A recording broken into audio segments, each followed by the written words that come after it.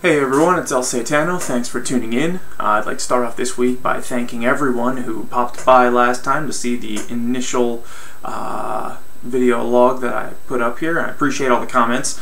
I do really enjoy getting into conversations about the subject of games and gaming, so if you really like what you see or don't like what you see, please feel free, and I do intend to answer every comment I receive. Unfortunately, YouTube's not the best place to get involved in a lengthy conversation due to character limits and so on, but it is nice to hear from people.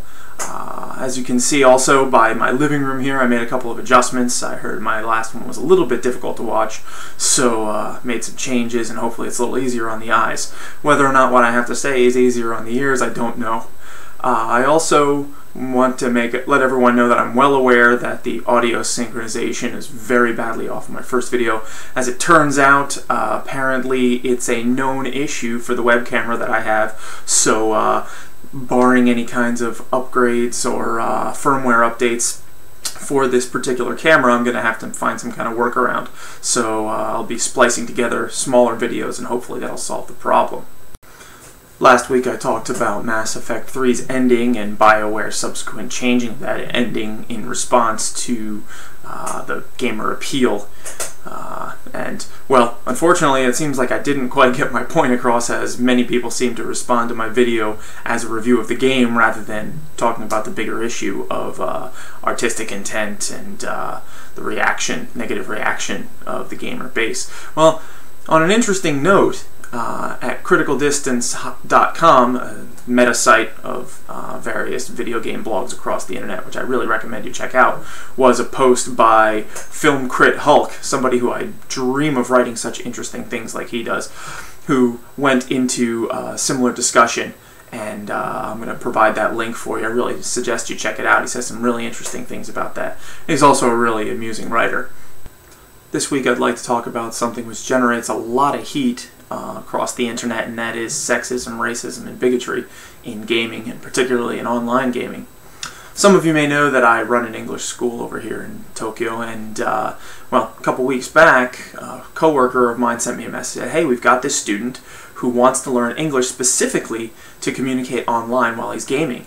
I guess he's part of a competitive FPS team, and of course communication is key to success in games like that. But is anybody else who's played online, especially FPS, knows that the language gets quite salty? So I told him, well, there's only 5 words he really needs to know, but we're not allowed to teach him. And that's faggot, nigger, cunt, motherfucker, and bitch. And, well, that's kind of a sad state of affairs when that's the first thing that comes to mind. Ironically enough, a few weeks later, same student comes in for his lessons and asks about one of those particular words, saying, what does it mean? And I kind of had to just laugh and shake my head. It's a sad state of affairs, and unfortunately it seems like there's a lot of heat generated from the gaming community defending this kind of behavior. And, well, I'd like to talk a little bit about that this week. Well, I suppose first I should make a little disclaimer. I'm not claiming to be a saint myself. Especially when I was younger, I made liberal use of all these different terms, and still do, many others. However, I'm not going to try and justify my behavior, nor am I going to try to excuse it, but what I will say is that I am making an active effort to eliminate this kind of language from my everyday use, and especially when I'm talking to other people online. So I think right there's something to be said about how difficult it can be when you grow up in an environment where the word fag especially has come to mean something negative. Now I've heard about, oh, but South Park did an episode about it and they talked about how it doesn't really mean that anymore. I call bullshit. Sure, language changes, language evolves. I know that better than a lot of people, but that still doesn't change the fact that this language, words like this, are hurtful on one level or another, no matter who you're saying it to or when you're saying it. The most common defense you hear when people are trying to justify using this kind of language is, oh, some people are too thin-skinned, or, oh, I'm just joking, I'm not really trying to offend anybody.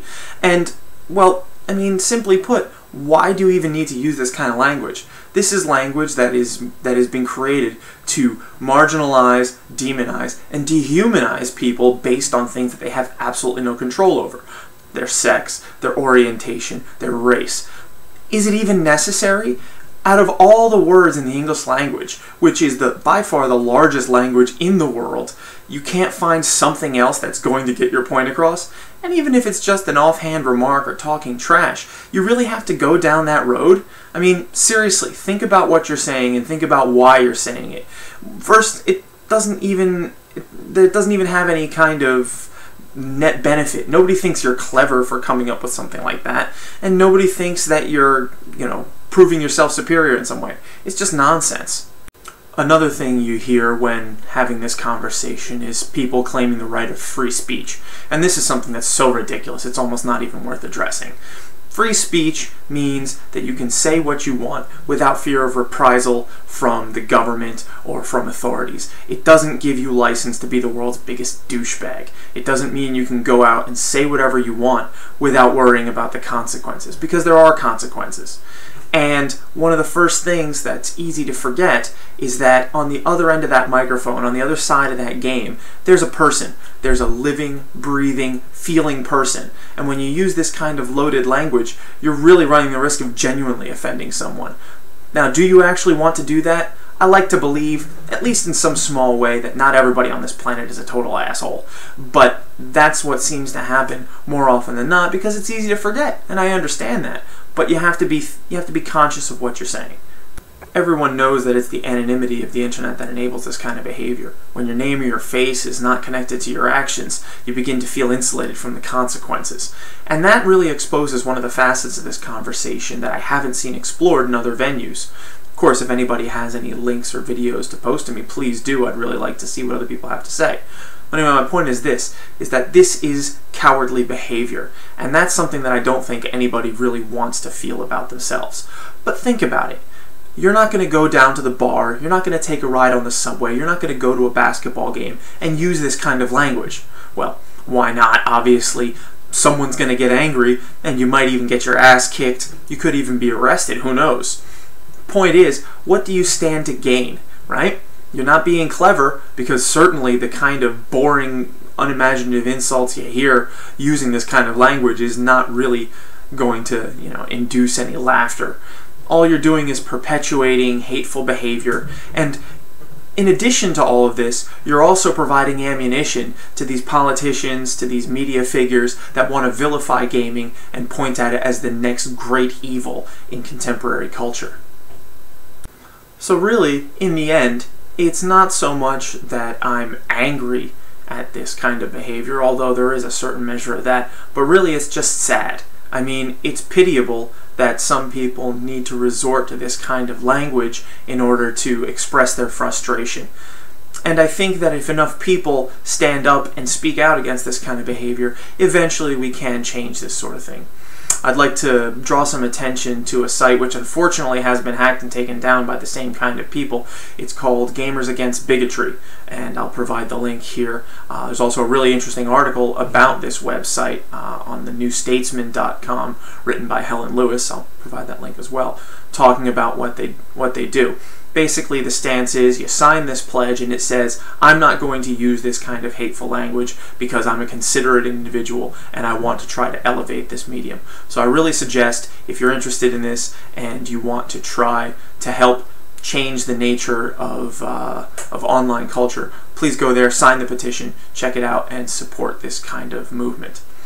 Thanks again for watching this week. I hope it was a little bit easier on the eyes. And as always, I'm really interested to hear what you have to say. So please drop me a line in the comments. And if you have anything you'd like to hear me talk about, and please do send me a note for that too. So yeah, cheers, and I'll check you out next time.